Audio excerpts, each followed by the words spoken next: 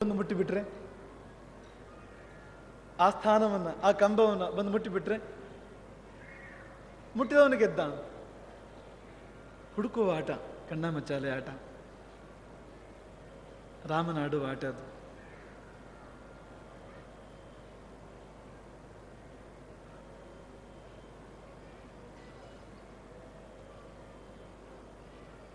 ಬನ್ನಿರಾಡುವ ಕಣ್ಣ ಮುಚ್ಚಾಲೆಯಾಟವನು, ರಾಮ ಕರೆಯೋದು. ಬನ್ನಿರಾಡುವ ಕಣ್ಣ ಮುಚ್ಚಾಲೆಯಾಟವನು, ಎನ್ನ ನರಸಿರಿ ಬನ್ನಿ ಮಕ್ಕಳಿರ ಬೇಗ. ಬನ್ನಿರಾಟವ ಬೇಡವೆಂಬರನು ನಾಂ ಬಿಡನು, ಎನ್ನುವಜ್ಜೆಯೋ ಬೊಮ್ಮ ಮಂಕುತಿಮ್ಮ. ಅದು ರಾಮ ಕರಿತಾನಂತೆ, ಕಣ್ಣ ಮುಚ್ಚಾಲೆಯಾಡೋಣ ಬನ್ನಿ ಇಂತೆಲ್ಲ ಜೀವಗಳನ್ನು. ಎನ್ನ ನರಸರಿ ಅಂತ ಹೇಳ್ತಾನಂತವನು, ಬನ್ನಿ ಮಕ್ಕಳಿರ ಬೇಗ ಅಂತ ಹೇಳ್ತಾನಂತೆ. ಆಟವ ಬೇಡರೆಂಬರನು ನಾ ಬಿಡನು ಅಂತ ಹೇಳ್ತಾನಂತವನು. ಎನ್ನು ವಜ್ಜಿಯೋ ಬೊಮ್ಮ, ಎನ್ನು ವಜ್ಜಿಯೋ ರಾಮ ಮಂಕುತಿಮ್ಮ. ಅಜ್ಜಿ ಮಕ್ಕಳನ್ನ ಆಟ ಆಡ್ತಾಳೆ ಕಣ್ಣ ಮುಚ್ಚಾಲೆ ಆಟವನ್ನು. ಅಜ್ಜಿ ಹಾಗೆ ಮಾಡ್ತಾಳೆ, ಯಾರು ಬಿಡೋ ಹಾಗಿಲ್ಲ, ಎದುರು ಬರಲೇಬೇಕು, ಎದುರು ಭಾಗವಹಿಸಲೇಬೇಕು. ಮಗುವಿನ ಕಣ್ಣು ಅಜ್ಜಿ ಕಟ್ತಾಳೆ, ಮಗು ಮರೆಯಾಗ್ತಾಳೆ, ಅಜ್ಜಿ ಹುಡುಕ್ಬೇಕು ಅಜ್ಜಿಯನ್ನ ಮಕ್ಕಳು. ಹಾಗೆ ರಾಮ ಕಂಡು ಕಾಣದೆ ಜಗವಾಗಿ ಕಾಣ್ತಾನೆ, ನಿಜವಾಗಿ ಕಾಣೋದಿಲ್ಲ. ಇದೆಲ್ಲ ಅವನೇ. ನಾವು ಆಗ ಹೇಳಿದಾಗ ಜಗತ್ತಿನಲ್ಲಿ ಎಲ್ಲವೂ ಕೂಡ ಅವನೇ. ಆದರೆ ಇದವನ ನಿಜವಲ್ಲ, ಇದವನ ಮಾಯೆ. ಅವನ ನಿಜ ಅದು ಆ ರೂಪ, ಅಥವಾ ಆ ನೀರೂಪ, ಅದವನ ನಿಜ. ಅದನ್ನು ಹುಡುಕ್ಬೇಕು ನಾವು. ಯಾಕೆ ಈ ಕಥೆ, ಕಣ್ಣಾಮುಚ್ಚಾಲೆ ಕಥೆ ಈಗ ಅಂದರೆ, ಈ ರಾಮಕಥೆಯಲ್ಲೂ ಕೂಡ ಕಣ್ಣಾಮುಚ್ಚಾಲೆ ನಡೀತಾ ಇದೆ. ಇನ್ನು ರಾಮನ ಪ್ರವೇಶವೇ ಆಗಿಲ್ಲ ರಾಮಕಥೆಯಲ್ಲಿ. ಇದು 23ನೇ ದಿನ ರಾಮಕಥೆಯದ್ದು, ಕೊನೆಯ ದಿನ. 22 ದಿನಗಳ ರಾಮಕಥೆಯಾಗಿದೆ. 3 ಬೇರೆ ಬೇರೆ ಕೇಂದ್ರಗಳಲ್ಲಿ 7 ದಿನ 8 ದಿನ ಹೀಗೆ ರಾಮಕಥೆಯನ್ನು ಮಾಡಿ, ಕೊನೆಯ ರಾಮಕಥೆಯ ಕೊನೆಯ ದಿನ ಇನ್ನೂ ರಾಮನ ಪ್ರವೇಶನೇ ಆಗಿಲ್ಲ. ಕಣ್ಣಾಮುಚ್ಚಾಲೆ ಹೇಳೋದು ಬೇರೆ ಏನು ರಾಮನದ್ದು. ವಾಲ್ಮೀಕಿಗಳು ಬಂದು ಹೋದ್ರು, ರಾಮಾಯಣ ಬಂದು ಹೋಯ್ತು, ಮಾನುಷಾದ ಬಂದು ಹೋಯ್ತು, ಬೇರೆ ಬೇರೆ ಕಥೆಗಳು ಬಂದು ಹೋದವು. ರಾವಣನ ಕಥೆ ಬಂತು, ಸೂರ್ಯವಂಶದ ಕಥೆ ಬಂತು, ಗಂಗೆ ಕಥೆ ಬಂತು, ಸಾಗರ ಭಗೀರಥರ ಕಥೆ ಬಂತು, ದಶರಥ, ಕೌಸಲ್ಯೆ, ಋಷಿಶೃಂಗ, ಯಾರೆಲ್ಲ ಬಂದು ಹೋದರು. ಕೊನೆಗೆ ಆಂಜನೇಯನವರಿಗೆ ಇನ್ನೂ ನಮ್ಮ ಪ್ರಭುವಿನ ಸುದ್ದಿ ಇಲ್ಲ. ಎಲ್ಲಿ ಅವನು ಎಲ್ಲಿ ಹುದುಗಿದಾನೆ ಅಂದರೆ, ಅವನು ಗುಡಿಯಲ್ಲಿ ಹುದುಗಿದಾನಂತೆ. ದೇವರಿರುವುದು ಗುಡಿಯಲ್ಲಿ, ರಾಮನಲ್ಲಿ ಒಂದು ಗುಡಿಯಲ್ಲಿ ಹೋಗಿ ನೋಡ್ರಿ, ಗುಡಿಯಲ್ಲಿದ್ದಾನೆ ರಾಮ. ಯಾವ ಗುಡಿಯಲ್ಲಿ ಅಂದರೆ ಗರ್ಭಗುಡಿಯಲ್ಲಿ. ಗರ್ಭಗುಡಿಯಲ್ಲಿ, ಕೌಸಲ್ಯ ಗರ್ಭವೆಂಬ ಗುಡಿಯಲ್ಲಿದ್ದಾನ. ಅಲ್ಲಿ ಅಡಗಿದ್ದಾನೆ, ಕೌಸಲ್ಯ ಗರ್ಭವೆಂಬ ಗುಡಿಯಲ್ಲಿ. ಬರ್ತಾ ಇಲ್ಲ ಹೊರಗೆ. ನಾವು ನೀವು 22 ದಿವಸದಿಂದ ಕಾಯ್ತಾ ಇದ್ದೇವೆ ರಾಮ ಜನ್ಮಕ್ಕೋಸ್ಕರ, 23ನೇ ದಿವಸ. ಆದರೆ ಯುಗಗಳ ಕಾಲ ಕಾದಿದ್ರು ಅವತ್ತಿನ ಜನತೆ. ಇಷ್ಟೆಲ್ಲ ಆಗಿ ಪುತ್ರಕಾಮೇಷ್ಟಿ ನಡೆದು ಕೌಸಲ್ಯ ಗರ್ಭವತಿ ಆದಳು. ಆದರೆ ಪ್ರತೀಕ್ಷೆ ನಿಂತಿತ ಅಂದರೆ ಪ್ರತೀಕ್ಷೆ ನಿಲ್ಲಲೇ ಇಲ್ಲ. 1 ತಿಂಗಳಾಯಿತು, 2 ತಿಂಗಳಾಯಿತು, 3 ತಿಂಗಳಾಯಿತು ಕೌಸಲ್ಯಗೆ. 5 ತಿಂಗಳು, 7 ತಿಂಗಳು, 8 ತಿಂಗಳು, 9 ತಿಂಗಳಾಗುವಾಗ ಜನನ ಆಗಬೇಕು ಬೇಡವು, ರಾಮ ಜನ್ಮ ಆಗಬೇಕು ಬೇಡವು, ಆಗಲೇ ಇಲ್ಲ. 10 ತಿಂಗಳಾಯಿತು, 11 ತಿಂಗಳಾಯಿತು, ರಾಮ ಜನ್ಮ ಆಗಲಿಲ್ಲ. ಎಲ್ಲರಂತಲ್ಲ ಅವನೇ ಬೇರೆ, ಅವನ ರೀತಿಯೇ ಬೇರೆ ರಾಮನದ್ದು. ತೆರೆದಿಲ್ಲ, ಕೌಸಲ್ಯ ಗರ್ಭದ ತೆರೆದಿಲ್ಲ, ಅದರೊಳಗೆ ಹುದುಗಿದಾನು. ತೆರೆಯೊಳಗೆ ಹೊರಗೆ ಇಡೀ ಜಗತ್ತು ಪ್ರತೀಕ್ಷೆ ಮಾಡ್ತಾ ಇದೆ. ಇಂದು ಬಂದಾನೋ, ಈಗ ಬಂದಾನೋ, ಎಂದು ಬಂದಾನೋ ಅಂತ ಇಡೀ ಜಗತ್ತು ಪ್ರತೀಕ್ಷೆ ಮಾಡ್ತಾ ಇದೆ. ಅವನು ಮಾತ್ರ ಒಳಗೆ ಗುಟ್ಟಾಗಿ ಕೂತಿದ್ದಾನೆ.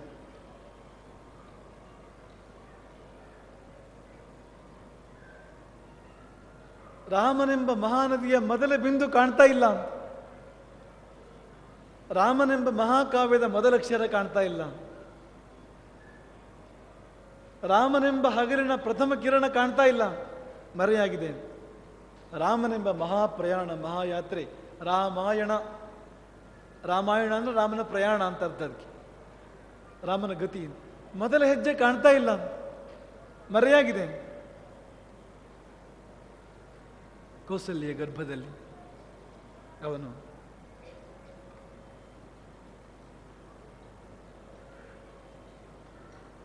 ಕೌಸಲ್ಯ ಗರ್ಭ,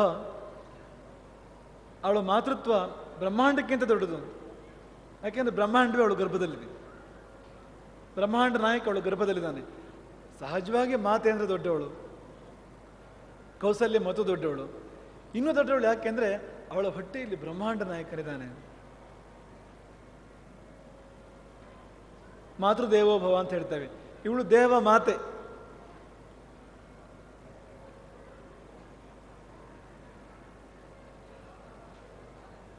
ಎಲ್ಲ ಶಿಶುಗಳು ದೇವರಂತೆ, ಮಕ್ಕಳೆಲ್ಲ ದೇವರು ಅಂತ, ಶಿಶುಗಳೆಲ್ಲ ದೇವರು ಅಂತ. ದೇವರೇ ಶಿಶುವಾಗಿ ಬಂದರೆ ಎಂಥ ಭಾಗ್ಯ ಕೌಸಲ್ಯ ಇದು. ಉಪನಿಷತ್ತು ಹೇಳ್ತದೆ, ಪ್ರತಿ ಜೀವಕ್ಕೂ ಗರ್ಭದಲ್ಲಿ ಈಶ್ವರನ ದರ್ಶನ ಆಗ್ತದೆ ಅಂತ. ಎಲ್ಲ ಜೀವಗಳು ಗರ್ಭದಲ್ಲಿದ್ದಾಗ ಒಂದು ಹಂತದಲ್ಲಿ, ಒಂದು ಅವಸ್ಥೆಯಲ್ಲಿ ಪರಮಾತ್ಮನನ್ನು ಕಾಣ್ತಾರೆ. ಪರಮಾತ್ಮನೇ ಗರ್ಭದಲ್ಲಿ ಬಂದರೆ ಅವನೇನು ನೋಡೋದು? ಕೌಸಲ್ಯ ಗರ್ಭ ಕಾಶಿಗೆ ಕಡಿಮೆ ಅಲ್ಲ, ರಾಮೇಶ್ವರಕ್ಕೆ ಕಡಿಮೆ ಅಲ್ಲ, ಕೈಲಾಸಕ್ಕೆ ಕಡಿಮೆ ಅಲ್ಲ. ಅವಳ ಗರ್ಭ ಅದು ವೈಕುಂಠಕ್ಕೆ ಕಡಿಮೆ ಅಲ್ಲ. ಅಂಥ ಗರ್ಭ ಕೌಸಲ್ಯ ಇದ್ದು ಅದೆಷ್ಟು ಹಿತವಾಯಿತೋ ಅವನಿಗೆ, ಅದೆಷ್ಟು ಪ್ರಿಯವಾಯಿತೋ, ಅಲ್ಲೇ ಕೂತ್ಬಿಟ್ಟ. 9 ತಿಂಗಳು, 10 ತಿಂಗಳು, 11 ತಿಂಗಳು, ಆ ತಿಂಗಳಾದರೂ ಕೂಡ ಹೊರಗಡೆ ಬರಲಿಲ್ಲ. ನಾವು ವಿನೋದವಾಗಿ ಹೇಳ್ತೇವೆ ಕೆಲವು ಸಾರಿ, ಏನಂದ್ರೆ ಹೊರಗೆ ಬಂದರೆ ಈ ಮನುಷ್ಯರ ಉಪಟಳ. ಎಲ್ಲಿ ಸುಖ ಕೊಡ್ತಾರೆ ಇವರು? ರಾಮನ ಬದುಕಿನಲ್ಲಿ ಸುಖ ಎಲ್ಲಿದೆ? ಎಲ್ಲಿಯೂ ಸುಖವಿಲ್ಲ. ಹಾಗೆ ಇದ್ದರೆ ಅಮ್ಮನ ಗರ್ಭದಲ್ಲಿ, ಅಮ್ಮನ ಆ ಒಡಲಿನಲ್ಲಿ ಇಲ್ಲ ಸ್ವಲ್ಪ ಕಾಲ ಇದ್ಬಿಡೋಣ. ಕೌಸಲ್ಯ ಮೇಲಿನ ಪ್ರೀತಿ, ಆ ಗರ್ಭದ ಮೇಲಿನ, ಆ ಗರ್ಭಗೃಹದ ಮೇಲಿನ, ಗರ್ಭವೇ ಮನೆ, ಅದರ ಮೇಲಿನ ಯಾವ ಮಮತೆಯೋ ಯಾವ ಪ್ರೀತಿಯೋ 9 ತಿಂಗಳು ದಾಟಿದ್ರು ಕೂಡ ಅಲ್ಲಿ ಇದ್ಬಿಟ್ನಂತೆ ಗರ್ಭದೊಳಗೆ.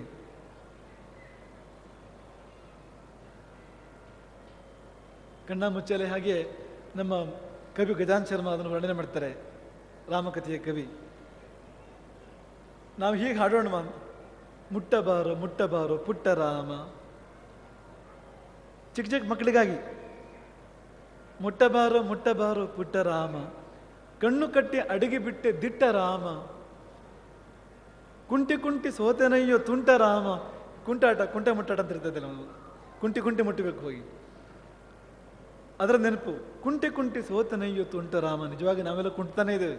ರಾಮನ ಕಡೆಯ ಹೆಜ್ಜೆಗಳೆಲ್ಲ ಕುಂಟು ಹೆಜ್ಜೆಗಳೇ ನಮ್ಮದು. ಅಂಟಿಕೊಳ್ಳದು ಒಂಟಿಯಾದ ನೆಂಟ ರಾಮ. ನಿನ್ನ ನೆಂಟಸ್ತಿಗೆ ಬೇಕಾಗಿತ್ತು, ನಿನ್ನೊಟ್ಟಿಗೆ ಅಂಟುಕೊಳ್ಬೇಕಾಗಿತ್ತು, ಅದಿಲ್ಲದೆ ಒಂಟಿಯಾಗ್ಬಿಟ್ನಪ್ಪ. ಆಡಬಂದು ಕಾಡುವುದು ಸರಿಯೇ ರಾಮ, ಅಟ್ಟ ಸೇರಿ ಅವಿತೆಯಲ್ಲಿ ದಿಟ್ಟ ರಾಮ. ಆಡುವಾಸೆ ಓಡುವಾಸೆ ಬಾರೋ ರಾಮ, ಕೂಡಿ ಜೊತೆಗೆ ನಡೆಯುವಾಸೆ ಬಾರೋ ರಾಮ.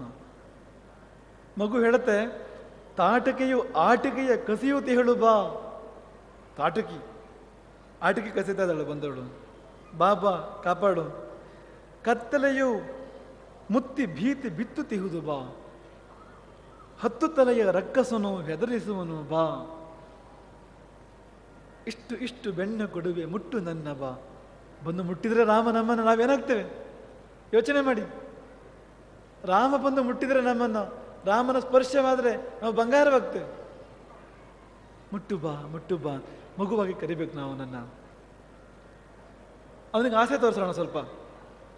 ಅಮ್ಮ ಕೊಟ್ಟ ಹಾಲಿನಲ್ಲಿ ಪಾಲು ಕೊಡುವೆನು, ಅಪ್ಪ ಕೊಟ್ಟ ಉಂಡೆಯ ಅರ್ಧ ನಿನಗೆ ಕೊಡುವೆನು. ಅದ್ರಿಗೂ ಅರ್ಧ ಮಾತ್ರ, ಇಡೀ ಇಲ್ಲ. ನಿನ್ನ ಜೊತೆಗೆ ಕುಣಿಯುವಾಸೆ ಸೋಮ ಸುಂದರ, ನಿನ್ನ ಪದಕ್ಕೆ ಮುಣಿಯುವಾಸೆ ರಾಮಚಂದಿರ. ಹೀಗೆ ಪುಟ್ಟ ಪುಟ್ಟ ಮಕ್ಕಳು ಕಾದ್ರೂ ರಾಮ ಬರ್ತಾನೋ ಏನೋ. ಜಗತ್ತು ಪರೀಕ್ಷೆ ಮಾಡ್ತಾ ಇದೆ ರಾಮನನ್ನ. ಯಾರ್ಯಾರು ಪರೀಕ್ಷೆ ಮಾಡ್ತಾ ಇದ್ದಾರೆ ರಾಮನನ್ನ? ಬೇಗ ಬೇಗ ಗಮನಿಸೋಣ ಒಮ್ಮೆ. ಇಕ್ಷ್ವಾಕು ವಂಶ ಪರೀಕ್ಷೆ ಮಾಡ್ತಾ ಇದೆ. ಇಕ್ಷ್ವಾಕು ವಂಶಕ್ಕೆ ವಂಶೋದ್ಧಾರಕನ ಪ್ರತೀಕ್ಷೆ, ಆ ವಂಶವನ್ನು ಬೆಳೆಸುವವನ ಪ್ರತೀಕ್ಷೆ ಇಕ್ಷ್ವಾಕು ವಂಶಕ್ಕೆ. ಇಕ್ಷ್ವಾಕುವಿಗೆ ತನ್ನ ತಪಸ್ಸು ಫಲಿಸುವ ಪ್ರತೀಕ್ಷೆ. ಇಕ್ಷ್ವಾಕು ವಂಶದ ಆದಿಪುರುಷ ಇಕ್ಷ್ವಾಕು, ಎರಡನೆಯ ರಾಜ ಅವನು ಆ ಪೀಳಿಗೆಯಲ್ಲಿ. ಆತ ತಪಸ್ಸು ಮಾಡಿದ್ದಾನೆ, ತನ್ನ ವಂಶದಲ್ಲಿ ಭಗವಂತ ಹುಟ್ಟಬೇಕು ಅವನಿಗೆ, ಆ ಚೇತನಕ್ಕೆ, ಆ ದಿವ್ಯಾತ್ಮಕ್ಕೆ ತನ್ನ ತಪಸ್ಸು ಫಲಿಸುವ ಪ್ರತೀಕ್ಷೆ. ಎಷ್ಟೋ ತಲೆಮಾರುಗಳ ನಂತರ ಎರಡನೇವನು ಇಕ್ಷ್ವಾಕು, ರಾಮ 36ನೇವನು. ಇಷ್ಟು ತಲೆಮಾರುಗಳ ಅಂತರ ಇದೆ, ಕಾಯ್ತಾ ಇದ್ದಾನವನು ಇಕ್ಷ್ವಾಕು. ಕೌಸಲ್ಯಗೆ ಮಾತೃತ್ವದ ಪ್ರತೀಕ್ಷೆ. ಎಷ್ಟು ಕಾಲವಾಗಿತ್ತೋ ಪಾಪ, ಅವಳು ಹೆಣ್ಣಾಗಿ ತಾಯಿಯಾಗಿರಲಿಲ್ಲ. ಹೆಣ್ತನದ ಪರಿಪೂರ್ತಿ ತಾಯ್ತನದ ಪ್ರತೀಕ್ಷೆ ಕೌಸಲ್ಯಗೆ. ದಶರಥನಿಗೆ ಪಿತೃತ್ವದ ಪ್ರತೀಕ್ಷೆ, ತಂದೆಯಾಗಬೇಕು ಅಂತ. ತಂದೆ ದೊಡ್ಡವನೋ ತಾಯಿ ದೊಡ್ಡವನೋ ಮಗು ದೊಡ್ಡದು ಅಂತ.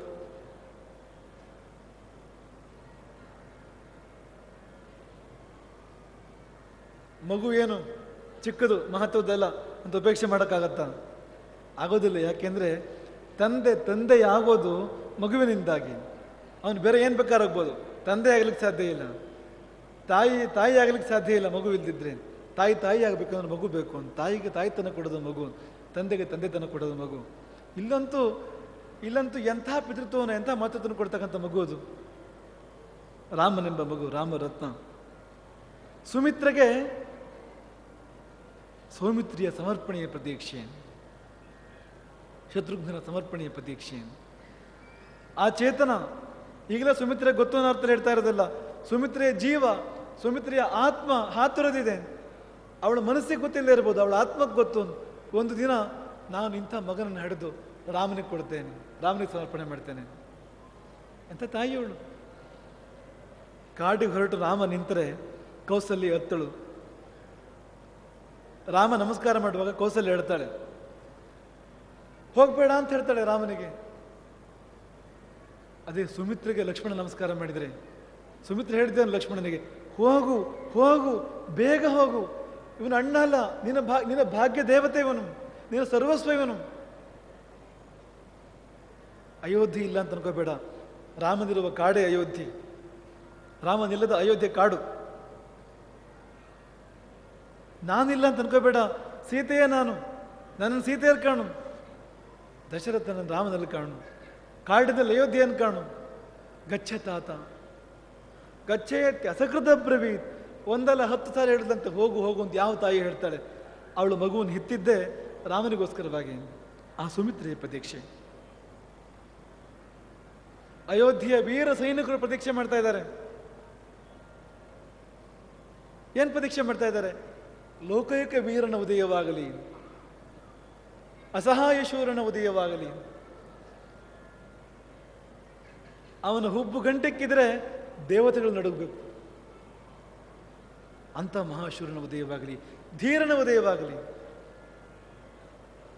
ಹೌದು, ಕೃಷ್ಣ ಗೀತೆಯಲ್ಲಿ ಹೇಳ್ತಾನೆ, ಶಸ್ತ್ರಧಾರಿಗಳಲ್ಲಿ ಅಂದರೆ ಕೈಯಲ್ಲಿ ಶಸ್ತ್ರ ಹಿಡ್ಕೊಂಡವರಲ್ಲಿ ರಾಮನಂತವರು ಇನ್ನೊಬ್ಬರು ಇಲ್ವಂತೆ. ರಾಮ ಶಸ್ತ್ರಭೃತಾಮಹಂ, ಶಸ್ತ್ರಧಾರಿಗಳಲ್ಲಿ ಶ್ರೇಷ್ಠ ಅವನು. ಅಂಥ ಶಸ್ತ್ರಧಾರಿಗಾಗಿ, ಅಂಥ ವೀರನಿಗಾಗಿ ಅಯೋಧ್ಯೆಯ ಸೇನೆ ಕಾಯ್ತಾ ಇದೆ. ಪ್ರಜೆಗಳು ಕಾಯ್ತಾ ಇದ್ದಾರೆ, ಕೋಸಲದ ಪ್ರಜೆಗಳಿಗೆ ರಾಮ ರಾಜ್ಯದ ಪ್ರತೀಕ್ಷೆ. ಅವರ ಆತ್ಮ ಎಲ್ಲ ಹೇಳ್ತಾ ಇದೆ, ಈಗಿರುವ ಯುಗ ಸ್ವರ್ಣಯುಗ, ಆದರೆ ಮುಂದೆ ಬರುವ ಯುಗ ವಜ್ರಯುಗ ಅಂತ. ಈಗಿರುವುದು ಸ್ವರ್ಗ ದಶರಥನ ಆಳ್ವಿಕೆಯಲ್ಲಿ, ಮುಂದೆ ಬರುವುದು ವೈಕುಂಠ ಅಂತ ಅವರ ಆತ್ಮ ಎಲ್ಲೋ ಒಂದು ಕಡೆ ಹೇಳ್ತಾ ಇದೆ. ಅವರಿಗೆ ಪ್ರಜೆಗಳು ಕಾಯ್ತಾ ಇದ್ದಾರೆ ರಾಮರಾಜ್ಯಕ್ಕೋಸ್ಕರವಾಗಿ. ಇನ್ನು ಮಂಥರೆ ಕೈಕೇಯಿಯರು ಕಾಯ್ತಾ ಇದ್ದಾರಂತೆ, ಯಾವಾಗ ರಾಮ ಹುಟ್ಟುತ್ತಾನೋ, ಯಾವಾಗ ದೊಡ್ಡವನಾಗ್ತಾನೋ. ಯಾಕೆಂದ್ರೆ ದಿಕ್ಕು ತಿರುಗಿಸೋ ಕೆಲಸ ಅವರದ್ದಿದೆ. ಕೈಕೇಯಿ ಮಂಥರೆಗೆ ನೀವು ಎಷ್ಟು ಶಾಪ ಹಾಕಿದ್ರು ರಾಮಾಯಣ ಓದುವಾಗ ಒಂದು ಧನ್ಯವಾದವೂ ಹೇಳಬೇಕು ಅಂತ. ರಾಮನೆಂಬ ಅಮೃತದ ನದಿ ದಕ್ಷಿಣಕ್ಕೆ ಹರಿದು ಬಂದಿದ್ದಿದ್ರೆ ಅದು ಅವರಿಂದಾಗಿ ಅಂತ, ಕೈಕೇಯಿ ಮಂಥರಿಂದಾಗಿ. ಅದಿಲ್ಲದಿದ್ದರೆ ಉತ್ತರದ ಅಯೋಧ್ಯೆಗೆ ರಾಮ ನಮಗೆ ಸಿಗ್ತಾ ಇರಲಿಲ್ಲ. ನಮಗೆ ಬರೀ ಪ್ರಶ್ನೆ ಮಾತ್ರ, ಉತ್ತರ ಇರಲಿಲ್ಲ ಅಂತ. ನಮ್ಮ ಎಲ್ಲ ಪ್ರಶ್ನೆಗಳಿಗೆ ಉತ್ತರ ಸಿಕ್ಕಿದ್ದು ಎಲ್ಲಿಂದ ಅಂದರೆ, ಅವ್ರು ಏನೇ ಮಾಡ್ಕೊಳ್ಳಿ, ಯಾಕಾಗೆ ಮಾಡ್ಕೊಳ್ಳಿ, ಆಗಿದ್ದೆಲ್ಲ ಒಳಿತೇ ಆಯಿತು, ಆದದ್ದೆಲ್ಲ ಒಳಿತೇ ಆಯಿತು. ಸೂರ್ಯನಿಗೆ ಉತ್ತರಾಯಣ ದಕ್ಷಿಣಾಯಣ ಎರಡು ಬಗೆಯ ಗತಿಗಳು. 6 ತಿಂಗಳು ಉತ್ತರಕ್ಕೆ ಅವನು ಚಲಿಸ್ತಾನೆ, 6 ತಿಂಗಳು ದಕ್ಷಿಣಕ್ಕೆ. ರಾಮ ಸೂರ್ಯನಿಗೆ ದಕ್ಷಿಣಾಯನ ಬರೋ ಹಾಗೆ ಮಾಡಿದ್ದು ಈ ಕೈಕೇಯಿ ಮತ್ತು ಮಂಥರೆ. ವಿಶ್ವಾಮಿತ್ರರು ಕಾಯ್ತಾ ಇದ್ದಾರೆ. ಅವ್ರ ಕೆಲಸ ಇದೆ. ಅವ್ರಿಗೇನು ಕೆಲಸ? ರಾವಣ ಸಂಹಾರಕ್ಕೆ ಕಾರಣ ಕೊಡಬೇಕು, ನಿಮಿತ್ತ, ಮತ್ತು ರಾವಣ ಸಂಹಾರಕ್ಕೆ ಸಾಧನಗಳನ್ನು ಕೊಡಬೇಕು. ಎರಡು ಅವ್ರ ಕೆಲಸ. ರಾವಣ ಸಂಹಾರಕ್ಕೆ ಯಾರು ಕಾರಣ, ನಿಮಿತ್ತ ಯಾರು? ಯಾರಿಗಾಗಿ ರಾವಣನ ಸಂಹಾರ ಆಯಿತು? ಸೀತೆ, ಸೀರ ಜಾತೆ, ವೇದವತಿಯ ಪುನರವತಾರ ಸೀತೆ. ಅವಳು ಹುಟ್ಟಿದ್ದೇ ರಾವಣ ಸಂಹಾರಕ್ಕೋಸ್ಕರವಾಗಿ. ಅವಳಿಲ್ಲದೆ ರಾಮಾಯಣ ಇಲ್ಲ. ರಾಮಾಯಣದಲ್ಲಿ, ನಮ್ಮ ಮೂಲ ವಾಲ್ಮೀಕಿ ರಾಮಾಯಣದಲ್ಲಿ ಸೀತೆಯ ಪ್ರಸ್ತಾಪಕ್ಕಿಂತ ಹಿಂದಿರ್ತಕ್ಕಂಥ ಮುಖ್ಯ ಘಟನೆ ಒಂದೇ. ಅಂದರೆ ವಿವಾಹ ಚಿಂತನೆ ರಾಮನದಲ್ಲಿ ನಡೀತದೆ, ಅದಕ್ಕಿಂತ ಹಿಂದೆ ವರ್ಣನೆ ಆಗ್ತಕ್ಕಂಥ ಘಟನೆ ಒಂದೇ, ರಾಮ ಜನ್ಮ ಮಾತ್ರ, ಬೇರೆ ಏನಿಲ್ಲ. ಸೀತೆಯ ಕಡೆಗೆ ರಾಮನ ಹೆಜ್ಜೆಗಳು ಆರಂಭ ಆಗ್ತಾವಲ್ಲ, ಯಜ್ಞ ರಕ್ಷಣೆಗೆ ಅಂತ ರಾಮ ಹೊರಡ್ತಾನೆ, ಅದು ಸೀತಾಪುರಾಣದಲ್ಲಿ ಮುಕ್ತಾಯ ಆಗ್ತದೆ. ಆ ಹೆಜ್ಜೆಗಂತ ಹಿಂದೆ ನೋಡಿದರೆ ಬೇರೆ ಯಾವ ಘಟನೆ ಕೂಡ ಇಲ್ಲ, ರಾಮ ಜನ್ಮ ಮಾತ್ರ. ಮುಂದೂ ಹಾಗೆ ಸೀತೆಯ ಭೂಪ್ರವೇಶದ ನಂತರ, ಸೀತಾ ನಿರ್ಯಾಣದ ನಂತರ ರಾಮನ ಬದುಕಿನಲ್ಲಿ ಬೇರೆ ಯಾವ ದೊಡ್ಡ ಘಟನೆ ಕೂಡ ಇಲ್ಲ. ರಾಮ ನಿರ್ಯಾಣವೇ ಮತ್ತೆ ಇರ್ತಕ್ಕಂಥದ್ದು. ಅಂದರೆ ರಾಮನ ಬದುಕು ಅಂದರೆ ಸೀತೆ. ರಾಮನ ಬದುಕಿನ ಎಲ್ಲ ಮುಖ್ಯ ಘಟನೆಗಳು, ಮುಖ್ಯ ಘಟ್ಟಗಳು ಸೀತೆ ಹಿಂದೆ ಮುಂದೆ ಇವೆ. ಸೀತೆಯನ್ನು ಕೊಡಿಸಿದವರು ವಿಶ್ವಾಮಿತ್ರರು. ಯಜ್ಞ ರಕ್ಷಣೆ ನೆಪ ಮಾಡಿ ಕರ್ಕೊಂಡೋಗಿ ರಾಮನ ತಾಟಕಿ, ಸುಬಾಹು, ಮಾರೀಚ ಇವನ್ನೆಲ್ಲ ಒದಿಸುವಂತೆ ಮಾಡಿ, ಅದೆಲ್ಲ ಸುಮ್ಮನೆ ನೆಪ. ನಿಜವಾದ ಉದ್ದೇಶ ಜನಕನ ಮನೆಗೆ, ಜನಕನ ಯಜ್ಞಕ್ಕೆ ಕರ್ಕೊಂಡು ಹೋಗೋದು ರಾಮನನ್ನ, ಶಿವಧನುರು ಭಂಗ ಮಾಡಿಸಿ ಸೀತೆಯನ್ನು ಕೊಡಿಸೋದು. ರಾವಣ ಸಂಹಾರದ ನಿಮಿತ್ತ ಸೀತೆಯನ್ನು ಕೊಡಿಸೋದು ವಿಶ್ವಾಮಿತ್ರರ ಕಾರ್ಯ. ಮತ್ತು ಸಾಧನಗಳು, ದಿವ್ಯಾಸ್ತ್ರಗಳನ್ನು ಕೊಡ್ತಾರೆ ವಿಶ್ವಾಮಿತ್ರರು ರಾಮನಿಗೆ. ಅವೆಲ್ಲ ಮುಂದೆ ರಾಮಾಯಣ ಯುದ್ಧದಲ್ಲಿ ರಾವಣ ಸಂಹಾರಕ್ಕೆ ಸಾಧನಗಳಾಗ್ತವೆ. ಅದಿಟ್ಕೊಂಡು ಕಾಯ್ತಾ ಕೂತಿದ್ದಾರೆ ಅವರು ವಿಶ್ವಾಮಿತ್ರರು. ಯಾವ ಬರ್ತೀಯಪ್ಪ? ತಾಟಕ್ಕೆ ಕಾಯ್ತಾ ಇದ್ದಾಳೆ ಮುಕ್ತಿಗಾಗಿ. ದಿವ್ಯಾಸ್ತ್ರಗಳು ಕಾಯ್ತಾ ಇದ್ದಾವೆ. ಯಾವಾಗ ರಾಮನ ಹೃದಯಕ್ಕೆ ಬಂದೇವೋ, ಕೈಗೆ ಬಂದೇವೋ, ಯಾವಾಗ ರಾಮನ ಶತ್ರುಗಳ ಎದೆಯನ್ನು ಭೇದಿಸಿಯೇವೋ, ರಾಕ್ಷಸ ಕೋಟಿಯನ್ನು ಮುಟ್ಟಿಯೇವೋ, ಸುಟ್ಟೇವೋ, ದಿವ್ಯಾಸ್ತ್ರಗಳು ತಹತಹಿಸಿ ಕಾಯ್ತಾ ಇದ್ದಾವೆ. ರಾಮನ ಧನುಸ್ಸಿನ ಬಗ್ಗೆ ವರ್ಣನೆ ಬರುತ್ತೆ.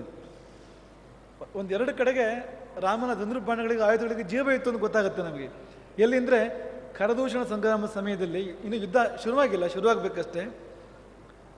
ರಾಮ ಲಕ್ಷ್ಮಣರ ಧನುಸ್ಸುಗಳು ಇದ್ದಲ್ಲೇ ಮಿಡುಕಿದವಂತೆ, ಚಡಪಡಿಸಿದವಂತೆ, ಹಾವುಗಳ ಹಾಗೆ. ರಾಮ ಲಕ್ಷ್ಮಣರು ತೋರಿಸ್ತಾನೆ, ನೋಡು ನೋಡು ರಾಮ, ನನ್ನ ಧನುಸ್ಸು ನೋಡು, ಮಿಡುಕ್ತಾ ಇದೆ, ಅದು ಚಡಪಡಿಸ್ತಾ ಇದೆ ನನ್ನ ಕೈಗೆ ಬರಲಿಕ್ಕೆ. ಇದೊಂದು ಕಡೆಗೆ.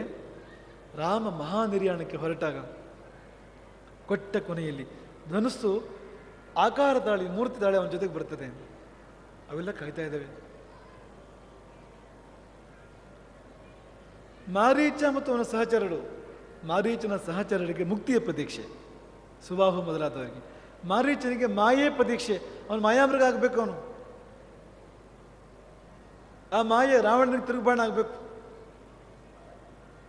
ನಾವು ಅದನ್ನೇ ಹೇಳೋದು. ರಾವಣ ಅಂದ್ಕೊಂಡ ಮಾರೀಚನೆಂಬ ಮಾಯಾಮೃಗ ಗಾಳ ಸೀತೆನ ಅಪಹರಣ ಮಾಡಲಿಕ್ಕೆ.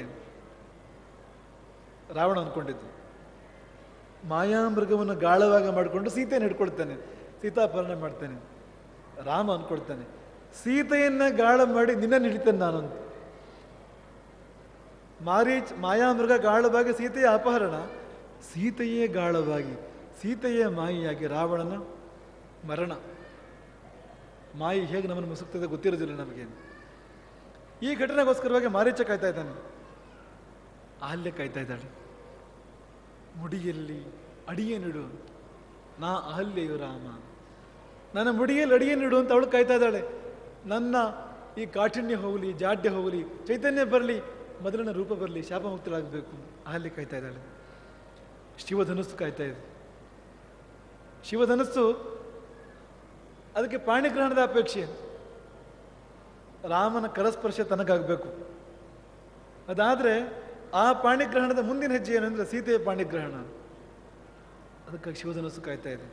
ತಾನು ಮುರಿದು ಸೀತಾರಾಮರನ್ನು ಕೂಡಿಸ್ಬೇಕು ಅಂತ. ಶಿವನಿಗೂ ರಾಮನಿಗೂ ಇರೋ ಸಂಬಂಧ ನೋಡಿ. ತಾನು ತುಂಡಾಗಿ ಸೀತಾರಾಮರನ್ನು ಅಖಂಡ ಮಾಡಬೇಕು ಅಂತ ಶಿವಧನಸ್ಸು ಕಾಯ್ತಾ ಇದೆ. ಜನಕ ಕಾಯ್ತಾ ಇದ್ದಾನೆ. ಪರಮ ಪುರುಷನಿಗೆ ಪರಮ ಪ್ರಕೃತಿಯನ್ನು ಕೊಡಬೇಕು, ಸಮರ್ಪಣೆ ಮಾಡಬೇಕು. ಭಾಗ್ಯವಂತವನು, ಅವನು ಕಾಯ್ತಾ ಇದ್ದಾನೆ. ಜಾನಕಿ ಕಾಯ್ತಾ ಇದ್ದಾಳೆ, ಸೀತೆ ಕಾಯ್ತಾ ಇದ್ದಾಳೆ. ಅವಳಿನ್ನೂ ಹುಟ್ಟಿ ಬಂದಿಲ್ಲ, ಮಣ್ಣೊಳಗೆ ಕಾಯ್ತಾ ಇದ್ದಾಳು ಅವ್ಯಕ್ತಳಾಗಿ. ಪ್ರಭು, ಯಾವಾಗ ನಿನ್ನ ಕೈ ಹಿಡಿದೇನು, ಯಾವಾಗ ನಿನ್ನೊಟ್ಟಿಗೆ ಅದ್ವೈತವಾದೇನು, ಯಾವಾಗ ನಿನ್ನೊಟ್ಟಿಗೆ ಆನಂದವಾದೇನು, ನೀನು ಯಾವಾಗ ಸೀತಾರಾಮನಾಗ್ತೀಯೆ, ನಾನು ಯಾವಾಗ ರಾಮ ಮನೋಹರಿ ಆಗ್ತೇನೆ. ಸೀತೆ ಕಾಯ್ತಾ ಇದ್ದಾಳೆ. ಪರಶುರಾಮ ಕಾಯ್ತಾ ಇದ್ದಾನೆ. ವೈಷ್ಣವ ಧನುಸ್ಸನ್ನು ಕೊಡಬೇಕು ರಾಮನ ಕೈಯಲ್ಲಿ. ಪರಶುರಾಮ ಕಾಯ್ತಾ ಇದ್ದಾನೆ. ಗುಹಾ ಗಂಗೆಯರು ಕಾಯ್ತಾ ಇದ್ದಾರೆ. ಯಾಕೆಂದರೆ ಜಯ ಗಂಗೆ ಜಯ ಭಾಗೀರಥಿ, ಗುಹ ದಾಟಿಸ್ಬೇಕು ರಾಮನನ್ನ, ಗಂಗಾತರಣ ಮಾಡಿಸ್ಬೇಕು. ಗಂಗೆಗೂ ಅಷ್ಟೇ, ಯಾವಾಗ ರಾಮ ಬರ್ತಾನೋ, ರಾಮನ ಸಂಸರ್ಗ ಆಗ್ತದೋ, ಗಂಗೆ ಕಾಯ್ತಾ ಇದ್ದಾಳೆ. ಭರದ್ವಾಜರು ಕಾಯ್ತಾ ಇದ್ದಾರೆ. ಚಿತ್ರಕೂಟವನ್ನು ತೋರಿಸ್ಬೇಕು ಅವರು, ಇಲ್ಲಿ ವಾಸ ಮಾಡು ಅಂತ ಹೇಳಬೇಕು ಅವರು. ಚಿತ್ರಕೂಟ ಮಂದಾಕಿನಿಯರು ಕಾಯ್ತಾ ಇದ್ದಾರೆ. ಯಾಕೆಂದ್ರೆ ಅಲ್ಲೇ ನಡಿಬೇಕು ರಾಮ ಭರತರ ಸಮಾಗಮ. ಆ ಅಣ್ಣ ತಮ್ಮಂದಿರ ಅಪೂರ್ವ ಸಮ್ಮೇಳನವನ್ನು ಕಾಣಲಿಕ್ಕೆ ಚಿತ್ರಕೂಟ ಮಂದಾಕಿನಿಗಳು ಕಾಯ್ತಾ ಇದ್ದಾರೆ. ಅತ್ರಿ ಅನಸೂಯೆಯರು. ಅನಸೂಯೆಗೆ ಅಂಗರಾಗ ಕೊಡಬೇಕಾಗಿದೆ, ಸೀತೆಗೆ ಅಂಗರಾಗ ಕೊಡಬೇಕು. ಅಂಗರಾಗ ಅಂದರೆ ಒಮ್ಮೆ ಹಚ್ಚಿದರೆ ಮೈಗೆ ಅದು ಶಾಶ್ವತ, ಅದು ದೇಹ ಕಾಂತಿ ಅಂತ. ಅಂಥ ಅಂಗರಾಗವನ್ನು, ದಿವ್ಯ ವಸ್ತ್ರಗಳನ್ನು, ಮಾಸದ ವಸ್ತ್ರಗಳನ್ನು, ಮಾಸದ ಆಭರಣಗಳನ್ನು ಕೊಡಬೇಕಾಗಿದೆ ಆಕೆಗೆ. ವಿರಾಧ ಕಾಯ್ತಾ ಇದ್ದಾನೆ. ಸ್ವಸ್ವರೂಪ ಪ್ರಾಪ್ತಿ ಆಗಬೇಕು ಅವನಿಗೆ. ಅವನು ಮೂಲ ರೂಪ ಪ್ರಾಪ್ತಿ ಆಗಬೇಕು, ಶಾಪ ಹೋಗಬೇಕು. ಶರಭಂಗ ಸುತೀಕ್ಷ್ಣರು, ಶರಭಂಗರು ದರ್ಶನಕ್ಕಾಗಿ, ಸುತೀಕ್ಷ್ಣ ಸಹವಾಸಕ್ಕೆ ಕಾಯ್ತಾ ಇದ್ದಾರೆ. ವೈಷ್ಣವ ಧನಸ್ಸು ಕಾಯ್ತಾ ಇದೆ. ಅಗಸ್ತ್ಯರು ಕಾಯ್ತಾ ಇದ್ದಾರೆ. ಅಗಸ್ತ್ಯರು ಪಂಚವಟಿ ತೋರಿಸ್ತವರು ರಾಮನಿಗೆ. ಪಂಚವಟಿ ಕಾಯ್ತಾ ಇದೆ. ಪಂಚವಟಿಗೆ ರಾಮನ ಸಾನ್ನಿಧ್ಯ ಬೇಕು. ಜಟಾಯು ಕಾಯ್ತಾ ಇದ್ದಾನೆ. ಜಟಾಯುವಿಗೆ ಸರ್ವಾರ್ಪಣೆ ಮಾಡಬೇಕು. ಈ ರೆಕ್ಕೆ ನಿನಗೆ, ಈ ಪಾದಗಳು ನಿನಗೆ, ಈ ಪಾರ್ಶ್ವಗಳು ನಿನಗೆ, ಈ ದೇಹದ ರಕ್ತದ ಬಿಂದು ಬಿಂದುಗಳು ನಿನಗೆ, ಈ ಪ್ರಾಣ ನಿನಗೆ. ಮೀಸಲಿಟ್ಟು ಕಾಯ್ತಾ ಕೂತಿದ್ದಾನೆ ಜಟಾಯು. ಯಾವತ್ತು ಆ ಧನ್ಯ ದಿನ ಬರ್ತದೋ, ಯಾವತ್ತು ಈ ಜೀವವನ್ನು ಕಾಣಿಕೆಯಾಗಿ ನಿನಗೆ ಕೊಡ್ತೇನೋ. ಜಟಾಯು ಪ್ರತೀಕ್ಷೆ ಮಾಡ್ತಾ ಇದ್ದಾನೆ. ಶೂರ್ಪಣಕ್ಕೆ ಕಾಯ್ತಾ ಇದ್ದಾಳಂತೆ. ಅವಳಿಗೆ ಬೆಂಕಿ ಹಚ್ಚೋ ಪ್ರತೀಕ್ಷೆ. ಅವಳಿಗೆ ಬೆಂಕಿ ಹಚ್ಚಬೇಕು. ಅವಳಿಗೆ ರಾಮ ರಾವಣರ ಮಧ್ಯೆ ಬೆಂಕಿ ಹಚ್ಚಿದ್ದೇ ಅವಳು. ಆ ಬೆಂಕಿ ಲಂಕೆಯನ್ನು ಸುಟ್ಟಿದ್ದು ಕೊನೆಗೆ.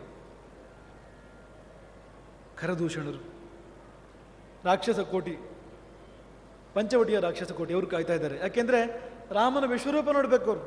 ಖರದೂಷಣ ಸಂಗ್ರಾಮದಲ್ಲಿ ರಾಮ ತನ್ನ ವಿಶ್ವರೂಪವನ್ನು ತೋರಿಸ್ತಾನೆ. ಒಬ್ಬೊಬ್ಬ ರಾಕ್ಷಸನೂ ಧನ್ಯ.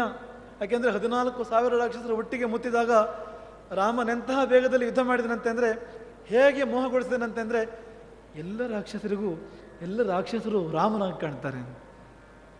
ಅಲ್ಲಿ ನೋಡುವುದು ರಾಮ, ಇಲ್ಲಿ ನೋಡುವುದು ರಾಮ, ಎಲ್ಲೆಲ್ಲಿ ನೋಡಿದ್ರು ರಾಮ ಅಂತ. ಕೊನೆಯ ಪಕ್ಷ ರಾಕ್ಷಸರಾಗಿ ಹುಟ್ಟಿದಾದ್ರು ಆ ರಾಕ್ಷಸರಾಗಿ ಹುಟ್ಟಿದರೆ ಅಂಥ ಯೋಗವಾರು ಇರುತ್ತಿತ್ತು. ಪುಣ್ಯಾತ್ಮನವರು ಕೂಡ. ಕಬಂಧ ಕಾಯ್ತಾ ಇದ್ದಾನೆ. ಕಬಂಧ ಘೋರ ಕ್ರೂರ ವಿಕಾರ ರಾಕ್ಷಸ.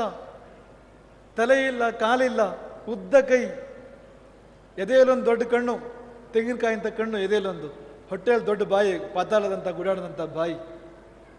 ಈ ಕಬಂಧನ ವಿಕಾರ ರೂಪ ಹೋಗಿ ಅವನ ಮೂಲ ರೂಪ, ದಿವ್ಯ ರೂಪ ಬರಬೇಕು. ಅದಕ್ಕೆ ರಾಮನ ಅನುಗ್ರಹ ಆಗಬೇಕು. ಅವನಿಗೊಂದು ಸೇವೆ ಮಾಡಲಿಕ್ಕಿದೆ ಕಬಂಧ. ಕಬಂಧ ಏನು ಸೇವೆ ಮಾಡಲಿಕ್ಕಿದೆ? ಕಬಂಧ ಶಬರಿಯ ದಾರಿಯನ್ನು ತೋರಿಸ್ತಾನೆ ರಾಮನಿಗೆ. ಕಬಂಧ ಸುಗ್ರೀವನ ದಾರಿ ತೋರಿಸ್ತಾನೆ. ಕಬಂಧ ಹನುಮಂತನ ದಾರಿ ತೋರಿಸ್ತಾನೆ. ಹನುಮಂತನಿಗೂ ಸುಗ್ರೀವನಿಗೂ ಶಬರಿಗೂ ಈ ಕಪಿಕೋಟಿಗೂ ರಾಮನಿಗೂ ಮಧ್ಯ ಇರುವ ಸೇತುವೆ ಯಾರು ಅಂದರೆ ಕಬಂಧ. ಕಬಂಧ ಅಕ್ಷರಗಳು ನುಂಗಿ ಹೋಗಿದೆ ಇಲ್ಲಿ. ಕಬಂಧ ಅಂದರೆ ಕಪಿ ರಾಮ ಬಂಧ ಅಂತ, ಅದು ಕಬಂಧ ಅಂತ. ಕಪಿಗಳಿಗೂ ರಾಮನಿಗೂ ಒಂದು ಬಂಧ, ಸಂಬಂಧ ಉಂಟು ಮಾಡಿರ್ತಕ್ಕಂಥವನು. ಇನ್ನು ಕಾಯ್ತಿರೋದು ಯಾರು ಅಲ್ಲಿಂದ ಮುಂದಕ್ಕೆ ಅಂದರೆ, ಅವಳಿಗೆ ಹೆಸರೇ ಪ್ರತೀಕ್ಷೆ. ಅವಳು ಹಾಗೆ ಕಾದವರು ಬೇರೆ ಯಾರೂ ಇಲ್ಲ. ಯಾರು ಕಾದ್ರು ಅಂದ್ರೂ ಕೂಡ ಕಾದ್ರು ಅಂತ ಅನ್ಸೋದಿಲ್ಲ ನಮಗೆ. ಆದರೆ ಅವಳು ಮಾತ್ರ ಕಾದಿದ್ದು ಹೌದು ಅಂತ ಎಲ್ಲರೂ ಒಪ್ತಾರೆ, ಎಲ್ಲರೂ ನಂಬ್ತಾರೆ. ಅವಳು ಕಾಯ್ತಾ ಇದ್ದಾಳೆ, ಅವಳು ಕಾಯ್ತಾ ಇದ್ದಾಳೆ. ವನವನವ ಸುತ್ತಿ ಸುಳಿದು ತರುತ್ತರುವ ನಲೆದು ತಿರಿದು ಬಿರಿ ಹೂಗಳಾಯ್ದು ತಂದು ತನಿ ಬಣ್ಣಗಳಾಯ್ದು ತಂದು ಕಾಯ್ತಾ ಇದ್ದಾಳೆ ಅವಳು.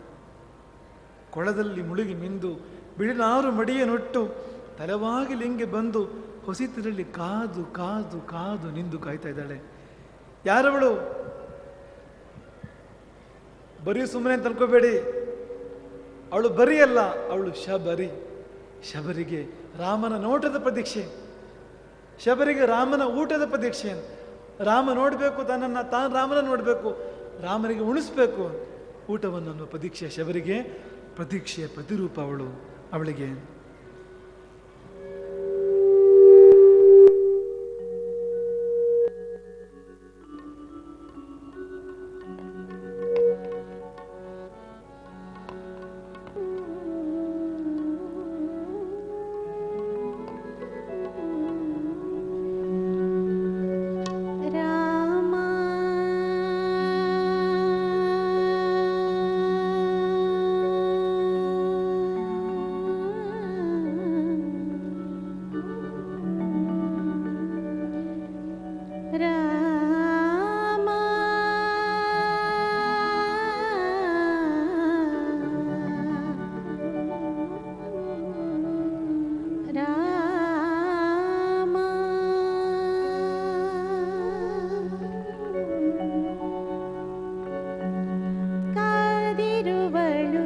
ಶಬರಿ ರಾಮ ಬರುವನೆಂದು ಕಾದಿರುವಳು. ಶಬರಿ ರಾಮ ಬರುವನೆಂದು ತನ್ನ ಪೂಜೆಗೊಳ್ಳುವನೆಂದು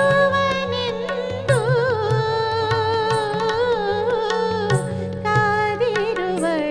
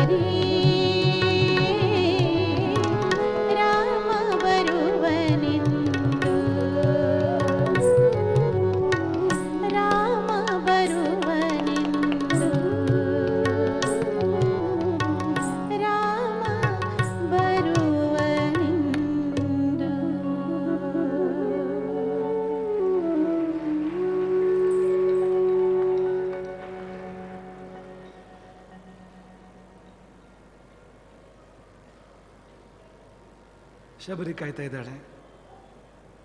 ಶಬರಿ ಹಾಗೆ ಆಂಜನೇಯನು ಕಾಯ್ತಾ ಇದ್ದಾನೆ. ಅವನಿಗೆ ಪ್ರಭುವಿನ ಅಪ್ಪುಗೆಯ ಪ್ರತೀಕ್ಷೆ. ಆ ಒಂದೇ ಒಂದು ಒಪ್ಪಿಗೆಯಲ್ಲಿ ಹನುಮಂತ ಪಡ್ಕೊಂಡಿದ್ದು ರಾಮನನ್ನ. ಯಾಕೆಂದರೆ ಅಪ್ಪುವಾಗ ರಾಮ ಹೇಳಿದ ಮಾತು ಅದು. ಸೀತೆಯನ್ನು ಹುಡುಕಿ ಕೊಟ್ಟ ನಿನಗೆ ಏನು ಕೊಡಲಿ? ಏನು ಕೊಟ್ಟರೆ ಸೀತೆ ಕೊಟ್ಟಿದ್ದಕ್ಕೆ ಸರಿಸಮಾಗಲಿಕ್ಕೆ ಸಾಧ್ಯ? ಸೀತೆ ಅಂಥದ್ದೇ ಕೊಡಬೇಕಾ ನಿನಗೆ? ಸೀತೆಯ ಮಟ್ಟದ ಒಂದು ಬಹುಮಾನ ಕೊಡಬೇಕಾ ಅಂದರೆ ಇದು ನನ್ನನ್ನೇ ಕೊಟ್ಟೆ. ಹಾಗೆ ಹೇಳ್ತಾ ಹೇಳ್ತಾ ಇದು ನನ್ನ ಸರ್ವಸ್ವ ಕೊಟ್ಟೆ ಅಂತ ಹೇಳ್ತಾ ಹೇಳ್ತಾ ತಪ್ಪುಕೊಡ್ತಾನೆ ರಾಮ ಆಂಜನೇಯನನ್ನ. ಆ ಆಲಿಂಗನದ ಪ್ರತೀಕ್ಷೆ ಆಂಜನೇಯನಿಗೆ. ಮತ್ತು ಆಂಜನೇಯನ ಬಳಗ ಕೋಟಿ ಕೋಟಿ ಕೋಟಿ ಕಪಿಗಳು, ಅಸಂಖ್ಯಾತರು, ಅವರೆಲ್ಲರಿಗೂ ಸೇವೆಯ ಪ್ರತೀಕ್ಷೆ ಇದೆ. ಸುಗ್ರೀವನಿಗೆ ಸಖ್ಯದ ಪ್ರತೀಕ್ಷೆ ಇದೆ. ವಾಲಿಗಿರುವ ಪ್ರತೀಕ್ಷೆ ಅಂಗದ ಪ್ರಧಾನ. ತಾನಂತೂ ದಾರಿ ತಪ್ಪಿ ಆಯಿತು. ತನಗೆ ಆ ಭಾಗ್ಯ ಇಲ್ಲ, ರಾಮ ಸೇವೆಯ ಭಾಗ್ಯ ಇಲ್ಲ, ರಾಮ ಸೇವೆಯ ಯೋಗ ಇಲ್ಲ. ತನ್ನ ಮಗನನ್ನ, ತನ್ನ ಪ್ರತಿನಿಧಿಯನ್ನ ಕೊನೆ ಉಸಿರಿನಲ್ಲಿ ರಾಮನಿಗೆ ಕೊಟ್ಟು ತಾ ಮಾಡೋದನ್ನು ಅವನು ಮಾಡಬೇಕು, ಅಂಗದ ಮಾಡಬೇಕು. ಆ ಪ್ರತೀಕ್ಷೆ ವಾಲಿಯದ್ದು. ಜಟಾಯುವಿನ ಅಣ್ಣ ಸಂಪಾತಿ ಸಮುದ್ರ ತೀರದಲ್ಲಿ ಕಾಯ್ತಾ ಕೂತಿದ್ದಾನೆ. ಸುಟ್ಟ ರೆಕ್ಕೆಗಳು, ಅತ್ತಿತ್ತ ಓಡಾಡ್ಲಿಕ್ಕಾಗದಿರೋ ಸ್ಥಿತಿ ಅವನದ್ದು. ಅವನು ಕೂತಿದ್ದ ಯಾಕೆಂದರೆ ಸೀತೆಯ ವಾರ್ತೆಯನ್ನು ತಿಳಿಸ್ಬೇಕು ವಾನರರಿಗೆ. ಅವನು ಸುಳಿವು ಕೊಟ್ಟವನವನು. ಲಂಕೆಯಲ್ಲಿದ್ದಾಳೆ, ಇಂತಿಷ್ಟು ದೂರ ಹೀಗೆ, ಆ ದಾರಿ ತೋರಿಸಿದವನು. ತಮ್ಮನದೊಂದು ಸೇವೆ ಆದರೆ ಅಣ್ಣನದು ಮತ್ತೊಂದು ಸೇವೆ. ತಮ್ಮನ ರೆಕ್ಕೆಗಳು ಹೋದವು, ಜೀವವೇ ಹೋಯಿತು, ರಾಮನಿಗೆ ಸಮರ್ಪಿತವಾಯಿತು, ಮುಕ್ತಿ ಸಿಕ್ಕಿತು ಅವನಿಗೆ. ಅಣ್ಣನಿಗೆ ರೆಕ್ಕೆಗಳು ಬಂದವು, ಅಣ್ಣನಿಗೆ ಹೋದ ರೆಕ್ಕೆಗಳು ಬಂದವು, ಮತ್ತೆ ಜೀವನ ಸಿಕ್ಕಿತು. ಹಾಗೆ ಒಬ್ಬನಿಗೆ ಪರವನ್ನು ಕೊಟ್ಟ, ಒಬ್ಬನಿಗೆ ಇಹುವನ್ನು ಕೊಟ್ಟ ರಾಮ. ಸೀತೆಯ ವಾರ್ತೆಯನ್ನು ಹೇಳಿರ್ತಕ್ಕಂಥ ಇಬ್ಬರು ಆ ಪಕ್ಷಿ ಸಹೋದರರಿಗೆ. ಲಂಕೆಗೆ ಬೆಂಕಿಯ ಪ್ರತೀಕ್ಷೆ, ಸಮುದ್ರಕ್ಕೆ ಸೇತುವೆಯ ಪ್ರತೀಕ್ಷೆ, ನಲನಿಗೆ ಸೇತುವೆಗೆ ಶಿಲ್ಪಿಯಾಗುವ ಪ್ರತೀಕ್ಷೆ, ಅಳಿಲಿಗೆ ಮರಳ ಪ್ರತೀಕ್ಷೆ. ಮರಳಲ್ಲಿ ಹೊರಳಿ ಅದು ಸೇತುವೆಗೆ ತಂದು ಹಾಕಬೇಕು ಆ ಪುಟ್ಟ ಪುಟ್ಟ ತನ್ನ ಅಂಗಗಳಿಂದ. ವಿಭೀಷಣನಿಗೆ ಶರಣಾಗತಿಯ ಪ್ರತೀಕ್ಷೆ. ಲಂಕಾ ನಗರಿಗೆ ರಾಮನ ಪಾದಸ್ಪರ್ಶ ಅಥವಾ ರಾಮರಾಜ್ಯದ ಪ್ರತೀಕ್ಷೆ. ಯಾಕೆಂದರೆ ರಾವಣನ ನಂತರ ವಿಭೀಷಣ ರಾಜನಾಗ್ತಾನೆ ಲಂಕೆಯಲ್ಲಿ. ರಾಮರಾಜ್ಯ ಅಲ್ಲೂ ಬಂತು. ವಿಭೀಷಣನ ಮೂಲಕವಾಗಿ ಲಂಕೆಯಲ್ಲೂ ರಾಮರಾಜ್ಯ ರಾಕ್ಷಸರ ಮಧ್ಯಲ್ಲೂ ಕೂಡ ನಿರ್ಮಾಣ ಆಗುತ್ತೆ. ಆ ಪ್ರತೀಕ್ಷೆ ಲಂಕೆಗೆ, ರಾಕ್ಷಸ ಕೋಟಿಗೆ ಮುಕ್ತಿಯ ಪ್ರತೀಕ್ಷೆ. ಇನ್ನು ರಾವಣ ಕುಂಭಕರ್ಣರು, ಅವರೊಳಗಿನ ಜಯ ವಿಜಯರು, ತಮ್ಮ ಮನೆಗೆ ಬರುವ ಪ್ರತೀಕ್ಷೆ ಅವರಿಗೆ. ತಮ್ಮನ್ನು ಮತ್ತೆ ವೈಕುಂಠಕ್ಕೆ ಕರ್ಕೊಂಡು ಹೋಗುವ ಪ್ರತೀಕ್ಷೆ. ಆ ಒಳಗಿನ ಜಯ ವಿಜಯರೆಂಬ ದಿವ್ಯ ಚೇತನಗಳಿಗೆ ಬಿಡುಗಡೆಯಾಗಿ ಮತ್ತೆ ವೈಕುಂಠ ಸೇರ್ತಕ್ಕಂಥ ಆಸೆ, ಆ ಪ್ರತೀಕ್ಷೆ ಅವರು ಕಾಯ್ತಾ ಇದ್ದಾರೆ. ಪುಷ್ಪಕ ವಿಮಾನಕ್ಕೆ ಆರೋಹಣದ ಪ್ರತೀಕ್ಷೆ, ಅಯೋಧ್ಯೆಯ ಧರ್ಮ ಸಿಂಹಾಸನಕ್ಕೆ ಧರ್ಮ ಪ್ರಭುವಿನ ಪ್ರತೀಕ್ಷೆ, ಅನರಣ್ಯನಿಗೆ ಪ್ರತೀಕಾರದ ಪ್ರತೀಕ್ಷೆ. ರಾಮನ ಪೂರ್ವಜ ಅನರಣ್ಯ ಅನ್ಯಾಯವಾಗಿ ರಾವಣನಿಂದ ಹತನಾದವನು, ರಾವಣನನ್ನು ಶಪಿಸಿದವನು, ಅವನಿಗೆ ಪ್ರತೀಕಾರದ ಪ್ರತೀಕ್ಷೆ. ಧರ್ಮಕ್ಕೆ ಸಂರಕ್ಷಕನ ಪ್ರತೀಕ್ಷೆ, ಋಷಿ ಸಂಕುಲಕ್ಕೆ ಆತ್ಮಾರಾಮನ ಪ್ರತೀಕ್ಷೆ, ಪತಿವ್ರತೆಯರಿಗೆ ಶೀಲರಕ್ಷಕನ ಪ್ರತೀಕ್ಷೆ, ಆರ್ತರಿಗೆ ಅಭಯದಾತನ ಪ್ರತೀಕ್ಷೆ, ಸದ್ಗುಣಗಳಿಗೆ ಪೂರ್ಣತೆಯ ಪ್ರತೀಕ್ಷೆ, ಗ್ರಹಗಳಿಗೆ ಜಾತಕದ ಪ್ರತೀಕ್ಷೆ. ಯಾಕೆಂದರೆ ಅವನು ಜಾತಕದಲ್ಲಿದ್ದ ಹಾಗೆ ಬೇರೆ ಯಾವ ಜಾತಕದಲ್ಲೂ ಕೂಡ ಗ್ರಹಗಳಿಲ್ಲ ಆ ರೀತಿಯಲ್ಲಿ. ಅಂಥ ಅಪರೂಪದ ಸನ್ನಿವೇಶ ಅದು ರಾಮನ ಜಾತಕ. ಅಂದರೆ ರಾಮನ ಜಾತಕದಲ್ಲಿ ತಮ್ಮ ಹೆಸರು ಬರೆಸ್ಕೊಳ್ಬೇಕು ಅಂತ ಗ್ರಹಗಳು ಕಾಯ್ತಾ ಇದ್ದಾವಂತೆ. ಸೂರ್ಯ, ಚಂದ್ರ, ಮಂಗಲ, ಬುಧ. ಭೂಮಿಗೆ ಪಾದಸ್ಪರ್ಶದ ಪ್ರತೀಕ್ಷೆ, ಭಾರಹರಣದ ಪ್ರತೀಕ್ಷೆ, ಜಲಕ್ಕೆ ಪಾದ ತೊಳೆಯುವ ಪ್ರತೀಕ್ಷೆ, ಅಗ್ನಿಗೆ ರಾಮನ ಮೈ ಬಿಸಿಯಾಗುವ ಪ್ರತೀಕ್ಷೆ, ವಾಯುವಿಗೆ ರಾಮನ ಉಸಿರಾಗುವ ಪ್ರತೀಕ್ಷೆ, ಆಕಾಶಕ್ಕೆ ರಾಮನ ಹೃದಯವಾಗುವ ಪ್ರತೀಕ್ಷೆ, ಸೃಷ್ಟಿಗೆ ಉಳಿವಿನ ಪ್ರತೀಕ್ಷೆ, ಸತ್ಯಕ್ಕೆ ಜಯದ ಪ್ರತೀಕ್ಷೆ, ಎಲ್ಲೆಲ್ಲೂ ಪ್ರತೀಕ್ಷೆ, ರಾಮನ ಪ್ರತೀಕ್ಷೆ. ಕೊನೆಗೆ ರಾಮ ಹುಟ್ಟುವ ಕಾಲಕ್ಕಾಗಿ ಕಾಲವೂ ಕಾಯ್ತಾ ಇದೆ. ಕಾಲಕ್ಕೂ ಪ್ರತೀಕ್ಷೆ. ಯಾಕೆಂದರೆ ತಾನು ಧನ್ಯನಾಗಬೇಕು. ಅಂತಹ ಮುಹೂರ್ತ, ಅಂತಹ ಸಮಯ, ಅಂತಹ ಸಂದರ್ಭ, ತನ್ನ ಅಂಗವಾಗಿ ರಾಮ ಬರ್ತಾನೆ. ಕಾಲದೊಳಗೆ, ದೇಶದೊಳಗೆ ರಾಮ ಬರ್ತಾನೆ. ಈ ಕಾಲದಲ್ಲಿ ರಾಮ ಹುಟ್ಟಿದ, ಈ ಕಾಲದಲ್ಲಿ ರಾಮ ಇದ್ದ, ಹಾಗೆ ಹೇಳಿಸ್ಕೊಳ್ಬೇಕು ಒಂದು ಕಾಲಕ್ಕೂ ಪ್ರತೀಕ್ಷೆ ಅಂತ.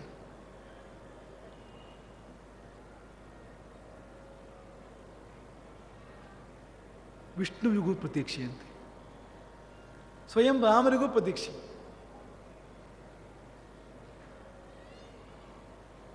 ರಾಮನಿಗೆ ಕಾಲದ ಪ್ರತೀಕ್ಷೆ, ವಿಷ್ಣುವಿಗೆ ನೋಡಿ, ವಿಷ್ಣು ರಾಮನನ್ನು ನಿರ್ಮಾಣ ಮಾಡಬೇಕು, ವಿಷ್ಣು ರಾಮನಾಗಬೇಕು.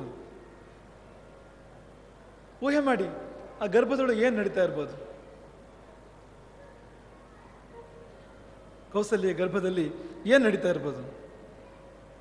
ಮತ್ತೇನಲ್ಲ, ವಿಷ್ಣು ಗರ್ಭದೊಳಗೆ ಕೂತು ರಾಮನ ವಿಗ್ರಹವನ್ನು ನಿರ್ಮಾಣ ಮಾಡ್ತಾ ಇದ್ದಾನೆ, ರಾಮನ ಮೂರ್ತಿಯನ್ನು ನಿರ್ಮಾಣ ಮಾಡ್ತಾ ಇದ್ದಾನೆ. ಭಗವಂತ ಮೂರ್ತಿ ನಿರ್ಮಾಣ ಮಾಡಬೇಕು ಅಂದರೆ ಧ್ಯಾನ ಮಾಡಬೇಕಾಗತ್ತೆ. ಆ ಮೂರ್ತಿಯನ್ನು ಮನಸ್ಸಲ್ಲಿ ತಗೊಳ್ಬೇಕು. ಅಪಾದ ಮಸ್ತಕ, ಕಣ್ಣು, ಹುಬ್ಬು, ತುಟಿ, ಗಲ್ಲ, ಕೆನ್ನೆ, ಆ ಇಡೀ ಆಕಾರ ಮನಸ್ಸಿಗೆ ಬರಬೇಕು. ಹಾಗೆ ಕಡಿತಾ ಹೋಗಬೇಕು.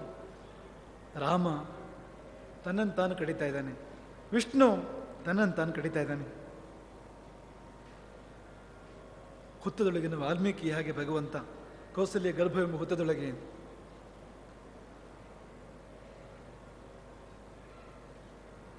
ನಾವೆಷ್ಟೇ ಅವಸರ ಮಾಡಿದರೂ ಆ ಸಮಯಕ್ಕಿಂತ ಮುಂಚೆ ಆಗೋಕ್ಕೆ ಸಾಧ್ಯ ಇಲ್ಲ. ರಾಮಾಯಣದ ನಾಟಕ ನಡೀತಾ ಇದೆ, ನೀವೆಷ್ಟೇ ಗಡಿಬಿಡಿ ಮಾಡಿದರೂ ರಾಮನ ಪಾತ್ರ ಆವಾಗಲೇ ಪ್ರವೇಶ ಮಾಡಬೇಕು. ಯಾವಾಗ ಪ್ರವೇಶ ಮಾಡಬೇಕು ಆಗಲೇ ಮಾಡಬೇಕು, ಮುಂಚೆ ಮಾಡೋಕ್ಕೆ ಸಾಧ್ಯ ಇಲ್ಲ. ಒಬ್ಬ ಕಲಾವಿದ ರಂಗಕ್ಕೆ ಬರಬೇಕು ಅಂದರೆ ಪೂರ್ತಿ ಬಣ್ಣ ಬಳ್ಕೊಳ್ಬೇಕು, ಅವನು ವೇಷಧಾರಣೆ ಮಾಡಬೇಕು, ಆಮೇಲೆ ರಂಗಕ್ಕೆ ಬರೋಕ್ಕೆ ಸಾಧ್ಯ. ಭಗವಂತ ಕೂಡ ಹಾಗೆ ಹೊರಗೆ ಬರುವಾಗ ಸಿದ್ಧತೆ ಮಾಡ್ತಾ ಇದ್ದಾನೆ. ಇಡೀ ಸಂಪೂರ್ಣ ಬದುಕಿನಲ್ಲಿ ಯಾವ ಏನೇನು ಬೇಕು ಅದೆಲ್ಲವನ್ನು ತನ್ನೊಳಗೆ ತಗೊಳ್ಬೇಕು. ಮತ್ತು ಅವನು ಹಾಗೆ ಬರೋ ಹಾಗೆ ಕೂಡ ಇಲ್ಲ. ಈಗ ಬಂಡೆಯನ್ನು ಮೂರ್ತಿ ಮಾಡುವಾಗ ಒಂದಷ್ಟನ್ನು ಕಳೀತಾರೆ, ಒಂದಷ್ಟನ್ನು ತೆಗಿತಾರೆ. ಹಾಗೆ ದೇವರು ಕೂಡ ಸೀದಾ ಹಾಗಾಗಿ ಬಂದರೆ ಭೂಮಿ ತರ್ಕೊಳ್ಳೋಕ್ಕೆ ಸಾಧ್ಯ ಇಲ್ಲ. ಅದನ್ನು ಒಂದಷ್ಟನ್ನು ಅವನು ಕಡಿಮೆ ಮಾಡ್ಕೋಬೇಕು, ಗುಪ್ತ ಮಾಡ್ಕೋಬೇಕು, ಸುಪ್ತ ಮಾಡ್ಕೊಳ್ಬೇಕು, ರೂಪ ತಾಳಬೇಕು. ಒಂದು ಅವನು ಆ ಪೂರ್ಣ ದಿವ್ಯತೆಯಲ್ಲಿ ಹೊರಗೆ ಬಂದರೆ ಅವನನ್ನು ತಾಳ್ಕೊಳ್ಳೋಕೆ ಯಾರಿಗೆ ಸಾಧ್ಯ ಇದೆ? ಹಾಗಾಗಿ ಒಂದಷ್ಟು ಮನುಷ್ಯತ್ವ ಅಂತ ಹೊಂದ್ಕೋಬೇಕು, ಒಂದಷ್ಟು ದಿವ್ಯತೆಯನ್ನು ಮರೆ ಮಾಡ್ಕೋಬೇಕು. ಒಳಗೆ ಅವನು ಬಣ್ಣ ಬೆಳ್ಕೊಳ್ತಾ ಇದ್ದಾನೆ, ಒಳಗೆ ಅವನು ತನ್ನನ್ನು ತಾನು ಕೆತ್ತಿಕೊಳ್ತಾ ಇದ್ದಾನೆ, ಚಿತ್ರಿಸಿಕೊಳ್ತಾ ಇದ್ದಾನೆ. ಭಗವಂತ ಕೌಸಲ್ಯ ಗರ್ಭದಲ್ಲಿ ಮೆಲ್ಲೆ ಮೆಲ್ಲಗೆ ಆ ಚಿತ್ರ ಪೂರ್ಣ ಆಗೋಕೆ ಆರಂಭ ಆಯಿತು, ಅಮೂರ್ತ ಆಗೋಕೆ ಆರಂಭ ಆಯಿತು. ಸಮಯ ಸರಿತಾ ಇತ್ತು. ಸುಮಾರು 12 ತಿಂಗಳು, 6 ಋತುಗಳನ್ನು ಕಂಡ ಗರ್ಭ ಅದು. ವಸಂತದಿಂದ ವಸಂತಕ್ಕೆ, ವಸಂತದಲ್ಲಿ ಅಶ್ವಮೇಧ ಯಜ್ಞ ಕುದುರೆಯನ್ನು ಬಿಟ್ಟಿದ್ದು, ಇನ್ನೊಂದು ವಸಂತದಲ್ಲಿ ಕುದುರೆ ಹಿಂದಿರುಗಿ ಬಂದಿದ್ದು, ವಸಂತದಲ್ಲಿಯೇ ಅಶ್ವಮೇಧದ ಆರಂಭ. ಆ ಪಾಯಸ ಪ್ರಧಾನ ವಸಂತ ಋತುವಲ್ಲಿಯೇ, ಗರ್ಭವತಿಯರಾಗಿದ್ದು ವಸಂತ ಋತುವಿನಲ್ಲಿಯೇ, ರಾಮ ಹುಟ್ಟಬೇಕಾಗಿದ್ದು ಕೂಡ ವಸಂತ ಋತುವಿನಲ್ಲಿ. ಮುಂದೆ ಪೂರ್ತಿ ವಸಂತಮಯ ಅಲ್ಲಿ. ಹಾಗೆ ವಸಂತದಿಂದ ವಸಂತದವರೆಗೆ ಇಡೀ 1 ವರ್ಷವನ್ನು ಕಂಡ ಗರ್ಭ ಅದು. ಒಂದು ಘಟನೆ ನಡೀತಾಗ, ಕವಿಯ ಕಲ್ಪನೆಯ ಘಟನೆ ಇದು, ಮನೋಜ್ಞವಾಗಿರ್ತಕ್ಕಂಥ ಕಲ್ಪನೆಯ ಘಟನೆ ಇದು. ನೋಡಿ, ಈಗ ನಮ್ಮ ಉದಾಹರಣೆ ಕೊಡೋದಾದರೆ, ಗುರುಗಳನ್ನು ಭೇಟಿ ಮಾಡಬೇಕು ಅಂತ ಶಿಷ್ಯರು ಕಾಯ್ತಾ ಇರ್ತಾರೆ ಹೊರಗಡೆಗೆ. ಬಹಳ ಹೊತ್ತಾಗ್ತದೆ, ಗುರುಗಳು ಹೊರಗೆ ಬರೋದಿಲ್ಲ. ಆಗ ಕೆಲವರು ಯಾರಿಗೆ ಒಳಗಡೆ ಪ್ರವೇಶ ಇದೆ ಮೆಲ್ಲಗೆ ಯಾವ್ದಾದ್ರು ಭಾಗದಿಂದ ಒಳಗೆ ಸೇರ್ತಾರೆ. ಬಹಳ ಹೊತ್ತು ಕಾದು ತಡಿಲಿಕ್ಕಾಗದೇ ಇದ್ದಾಗ ಯಾವ ದಾರಿಯಲ್ಲಿ ಒಳಗೆ ಹೋಗಕ್ಕೆ ಸಾಧ್ಯ ಆ ದಾರಿಯಲ್ಲಿ ಒಳಗೆ ಹೋಗಿ ಭೇಟಿ ಮಾಡ್ತಾರೆ. ಹೀಗಾಯ್ತಂತೆ. ಹೇಗಾಯ್ತು ಅಂದರೆ, ಯಾರ್ಯಾರಿಗೆ ಆ ಗರ್ಭದೊಳಗೆ ಹೋಗ್ಲಿಕ್ಕೆ ಸಾಧ್ಯ ಇತ್ತು ಅವರೆಲ್ಲ ಗರ್ಭದೊಳಗೆ ಹೋದರು, ರಾಮನನ್ನು ಕಂಡರು, ರಾಮನಲ್ಲಿ ಕರೆಗೆ ಸೇರಿ ಹೋದರು. ಯಾರು? ಸೂರ್ಯ. ಕಾದು ಕಾದು ಬೇಸತ್ತ ಸೂರ್ಯ ಮೆಲ್ಲ ಕೌಸಲ್ಯ ಗರ್ಭದೊಳಗೆ ಪ್ರವೇಶಿಸಿ ಆ ಶಿಶುವನ್ನು ಕಂಡು ತನ್ಮಯನಾಗಿ ಆ ಶಿಶುವಿನಲ್ಲಿ ಕರಗಿ ಆ ಶಿಶುವಿನ ಕಾಂತಿಯಾಗಿ ಹೋದನಂತೆ. ಚಂದ್ರ ಒಳಹೊಕ್ಕು ಶಿಶುವಿನಲ್ಲಿ ಕರಗಿ ಸೌಂದರ್ಯವಾದನಂತೆ. ಅಗ್ನಿ ಪರಾಕ್ರಮವಾದ, ವಾಯು ಕ್ರಿಯಾಶೀಲತೆಯಾದ, ಗಗನ ಅವನ ನಿರ್ವಿಕಾರತೆಯಾಯಿತು, ಹೃದಯ ವೈಶಾಲ್ಯವಾಯಿತು. ಗಂಗೆ ಒಳಹೊಕ್ಕಳು ರಾಮನ ಪಾವನತೆಯಾದವಳು. ಹಿಮಗಿರಿ ರಾಮನ ಔನ್ನತ್ಯ ಸ್ಥೈರ್ಯವಾಯಿತು. ಸಾಗರ ರಾಮನ ಗಾಂಭೀರ್ಯವಾಯಿತು, ವೈಶಾಲ್ಯವಾಯಿತು. ಇವೆಲ್ಲ ಒಳಗೆ ಸೇರಿದ್ದಾವೆ. ಮೋಡವು ರಾಮನ ಬಣ್ಣವಾಯಿತು, ಮಳೆ ಕರುಣೆಯಾಯಿತು, ಸಿಡಿಲು ಕ್ರೋಧವಾಯಿತು. ರಾಮನ ಕ್ರೋಧ ಅಂದರೆ ಸಿಡಿಲದು. ಗುಡುಗು ಗಂಭೀರವಾದ ರಾಮನ ಧ್ವನಿಯಾಯಿತು. ಕಾಮನ ಬಿಲ್ಲು ಹುಬ್ಬಾಯಿತು, ಮಿಂಚು ನಗುವಾಯಿತು. ಕಲ್ಪವೃಕ್ಷವು ರಾಮನ ಕರವಾಯಿತು, ಕಾಮಧೇನು ಕರುಳಾಯಿತು. ಹಗಲು ರಾತ್ರಿಗಳು ರಾಮನ ಉನ್ಮೇಷ ನಿಮೇಷಗಳಾದವು. ಕಣ್ಣು ತೆರೆದ್ರೆ ಹಗಲು, ಕಣ್ಣು ಮುಚ್ಚಿದ್ರೆ ರಾತ್ರಿ, ಉನ್ಮೇಷ ನಿಮೇಷಗಳು ಹಾಗಾದವು. ಭೂಮಿ ರಾಮನ ಪಾದಗಳಲ್ಲಿ, ಅಂತರಿಕ್ಷ ರಾಮನ ನಾಭಿಯಲ್ಲಿ, ಆಕಾಶ ರಾಮನ ಎದೆಯಲ್ಲಿ, ಪ್ರಾಣ ಉಸಿರಿನಲ್ಲಿ, ಸೂರ್ಯಚಂದ್ರ ಅಗ್ನಿಗಳು ಕಂಗಳಲ್ಲಿ, ದೇವಲೋಕ ಶಿರದಲ್ಲಿ, ತಾರೆಗಳು ರೋಮ ರೋಮದಲ್ಲಿ, ಸಮಸ್ತ ವಿಶ್ವ ಉದರದಲ್ಲಿ ಸೇರಿಕೊಂಡವು. ಕವಿ ವರ್ಣನೆ ಮಾಡ್ತಾರೆ ಅದನ್ನು. ನಿರ್ಗುಣ ನಿರಾಕಾರ ಸಾಕಾರಗೊಳ್ಳುತ್ತಿದೆ, ದಿವ್ಯ ತೇಜವು ದ್ರವ್ಯ ರಾಶಿಯಾಗಿ. ಆ ದಿವ್ಯ ತೇಜ ದ್ರವ್ಯ ರಾಶಿ ಆಯ್ತಂತೆ. ಈ ವಿಜ್ಞಾನದವರು ಹೇಳ್ತಾರಲ್ಲ, ಎನರ್ಜಿ ಮಾಸ್ ಆಯಿತು ಅಂತ ಹೇಳ್ತಾರೆ ಅವರು. ಆ ರಾಮನ ದಿವ್ಯ ತೇಜ ದ್ರವ್ಯ ರಾಶಿ ಆಯಿತು. ಕೌಸಲ್ಯ ಗರ್ಭಗುಡಿ ಯಾಳದಲ್ಲಿ ಕೇಶವನು ತನ್ನ ಶಿಲ್ಪವ ತಾನೇ ಕಟ್ಟಿದ ಶಿಶುವಾಗಿ, ತನ್ನ ಶಿಲ್ಪವನ್ನು ತಾನೇ ಕಟ್ಟಿತಾನವನು.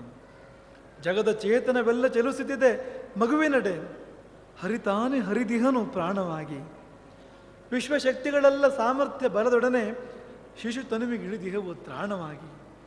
ಪ್ರಕೃತಿ ಪ್ರೇರಣೆಯಾಯಿತು, ಧರ್ಮ ಧಾರಣೆಯಾಯಿತು, ಆಕಾಶ ಕರುಣಾರ್ದ್ರ ಹೃದಯವಾಯಿತು, ಸಾಗರದ ಗಾಂಭೀರ್ಯ, ಭೂಮಿಯೇ ಕ್ಷಮೆ ಸಹನೆ, ಮೋಡ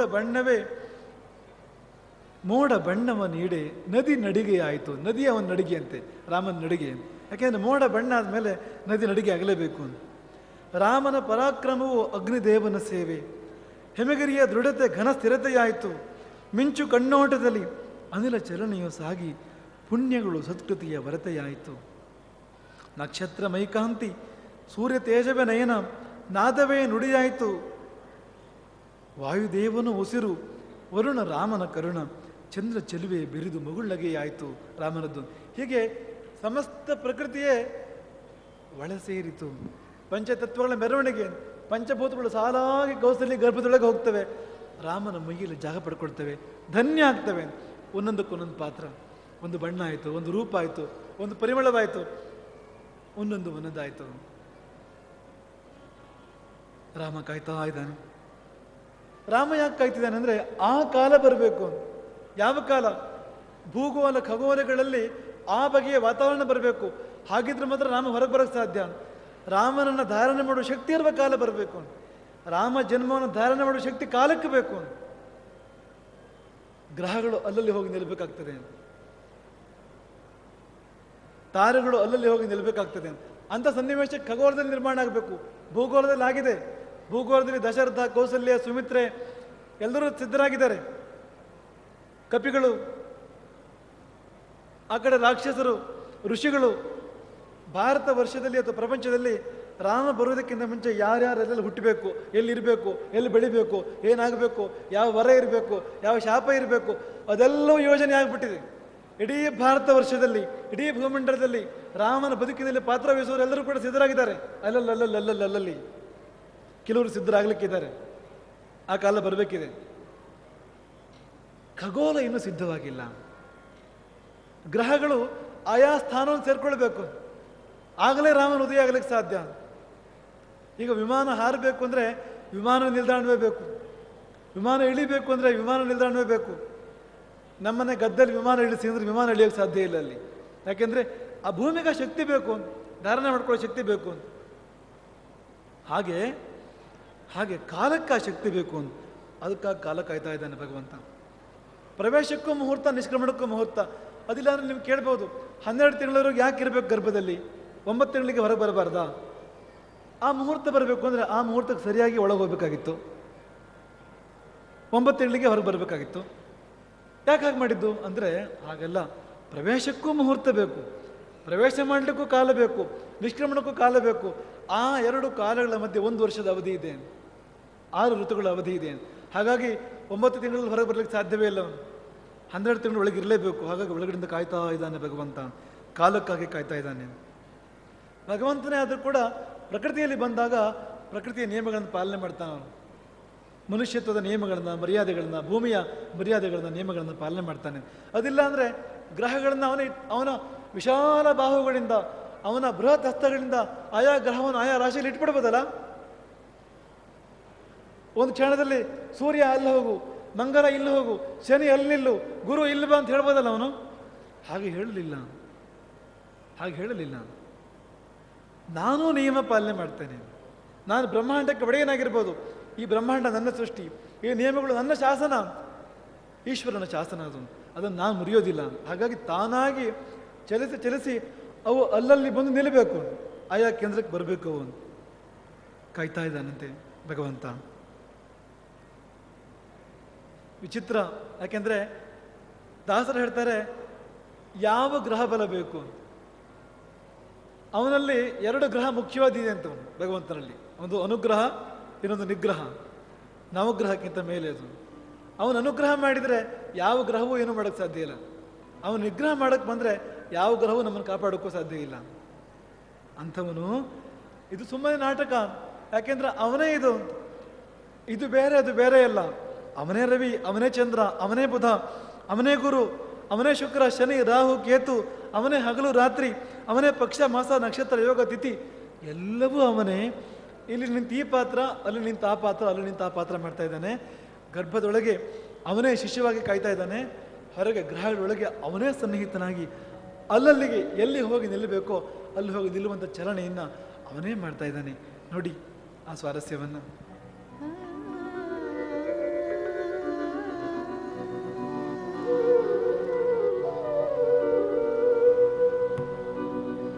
ಸಕಲ ಗ್ರಹ ಬಲ ನೀನೇ ಸರಸಿಜಾಕ್ಷ,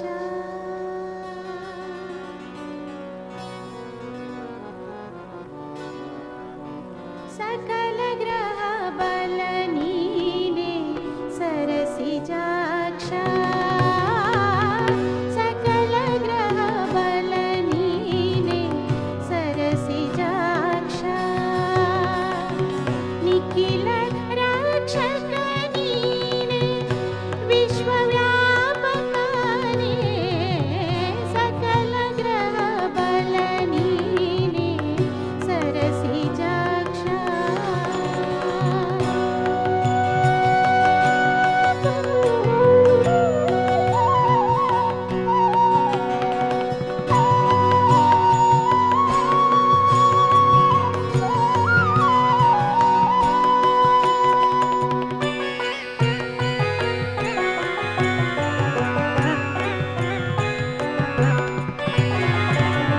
ರವಿಚಂದ್ರ ಬುಧ ನೀನೇ, ರಾಹು ಕೇತುವು ನೀನೇ, ರವಿಚಂದ್ರ ಬುಧ ನೀನೇ, ರಾಹು ಕೇತುವು ನೀನೇ, ಶುಕ್ರ ಗುರು ಶನಿಯು ಮಂಗಳನು ನೀನೇ, ಶುಕ್ರ ಗುರು ಶನಿಯು ಮಂಗಳನು ನೀನೇ, ದಿನರಾತ್ರಿಯು ನೀನೇ, ನವವಿಧಾನವು ನೀನೇ, ದಿನರಾತ್ರಿಯು ನೀನೇ, ನವವಿಧಾನವು ನೀನೇ, ಭವರೋಗ ಹರ ನೀನೇ, ಭೇಷಜನು ನೀನೇ, ಭವರೋಗ ಹರ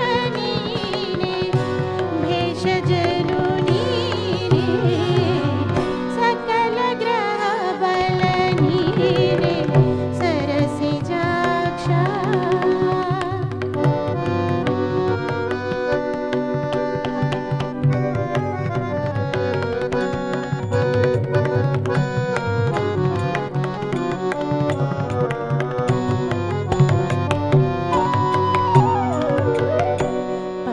ಪಕ್ಷಮಾಸವು ನೀನೇ, ಪರ್ವಕಾಲವು ನೀನೇ, ಪಕ್ಷಮಾಸವು ನೀನೇ, ಪರ್ವಕಾಲವು ನೀನೇ, ನಕ್ಷತ್ರ ಯೋಗ ತಿಥಿ ಕರಣ ನೀನೇ, ನಕ್ಷತ್ರ ಯೋಗ ತಿಥಿ ಕರಣ ನೀನೇ, ಅಕ್ಷಯವಿಂದು ದ್ರೌಪದಿಯ ಮಾನ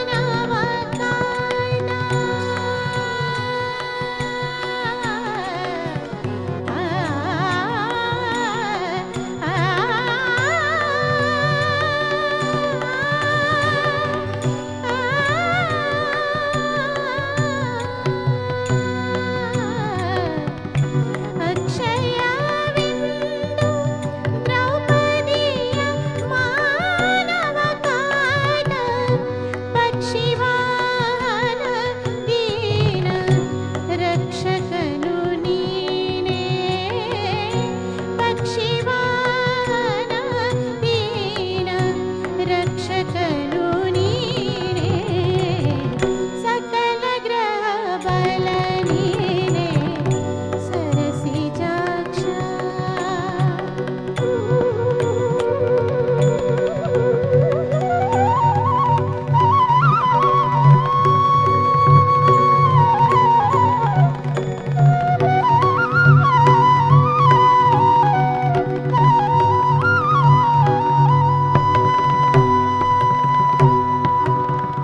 ಋತುವತ್ಸರವು ನೀನೆ ಪೃಥಿವಿಗಾದಿಯು ನೀನೆ ಕ್ರತು ಹೋಮ ಯಜ್ಞ ಸದ್ಗತಿಯು ನೀನೆ ಜಿತವಾಗಿ ಎನ್ನೊಡೆಯ ಪುರಂದರ ವಿಠಲನೆ ಜಿತವಾಗಿ ಎನ್ನೊಡೆಯ ಪುರಂದರ ವಿಠಲನೆ ಶ್ರುತಿಗೆ ಸಿಲುಕದ ಅಪ್ರತಿಮ ಮಹಿಮ ನೀನೆ ಸಕಲ ಗ್ರಹ ಬಲ ನೀನೆ ಸರಸಿಜಾಕ್ಷ ನಿಖಿಲ ರಕ್ಷಕ ನೀನೆ ವಿಶ್ವವ್ಯಾಪಕನೇ ಸಕಲ ಗ್ರಹ ಬಲ ನೀನೆ ಸಕಲ ಗ್ರಹ ಬಲ ನೀನೆ ಸಕಲ ಗ್ರಹ ಬಲ ನೀನೆ ಸರಸಿಜಾಕ್ಷ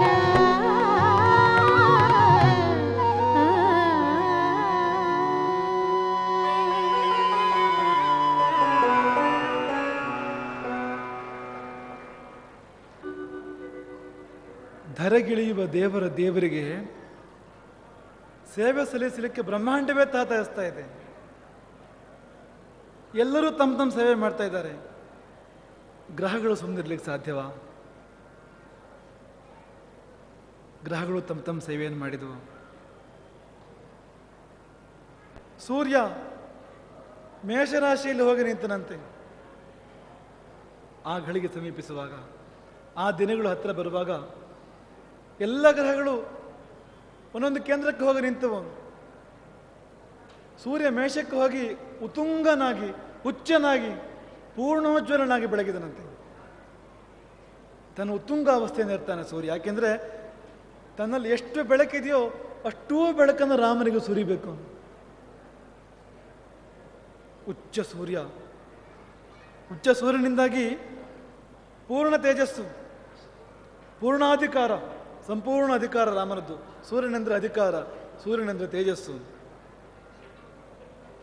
ಚಂದ್ರ ಹೋಗಿ ತನ್ನ ಕ್ಷೇತ್ರದಲ್ಲಿ ಕರ್ಕಟಕ ರಾಶಿಯಲ್ಲಿ ಹೋಗಿ ನಿಲ್ತಾನೆ. ಆತ ರಾಮನಿಗೆ ಸೌಮ್ಯತೆಯನ್ನು ಕೊಡ್ತಾನೆ, ಸೌಂದರ್ಯವನ್ನು ಕೊಡ್ತಾನೆ. ಅದು ಅವನ ಸೇವೆ. ಮಂಗಲ ಮಕರಕ್ಕೆ ಹೋದ, ಉಚ್ಚನಾದ, ಉತ್ತುಂಗನಾದ, ಪರಾಕ್ರಮವನ್ನು ಸಮರ್ಪಣೆ ಮಾಡಿದ ರಾಮನಿಗೆ. ಬುಧ ಸುಸ್ತ ಅಂದರೆ ನಿಂತ, ಬುದ್ಧಿ ಬುಧ ಅಂದರೆ, ವಿದ್ಯೆ ಬುಧ ಅಂದರೆ, ವಾಗ್ಮಿತ್ವ ಬುಧ ಅಂದರೆ ಅದು ಪೂರ್ಣವಾಯಿತು ರಾಮನಿಗೆ. ಗುರು ಕರ್ಕಟಕ ಲಗ್ನ, ಕರ್ಕಟಕ ರಾಶಿಯ ತನ್ನ ಪರಮೋಚ್ಚ ಅವಸ್ಥೆಗೆ, ಪರಮ ತುಂಗಾವಸ್ಥೆಗೆ ಗುರು ತಲುಪಿ ಅಲ್ಲಿಂದ ರಾಮನಿಗೆ ತನ್ನ ಜ್ಞಾನದ ಸೇವೆಯನ್ನು ಗುರು ಮಾಡ್ತಾನೆ.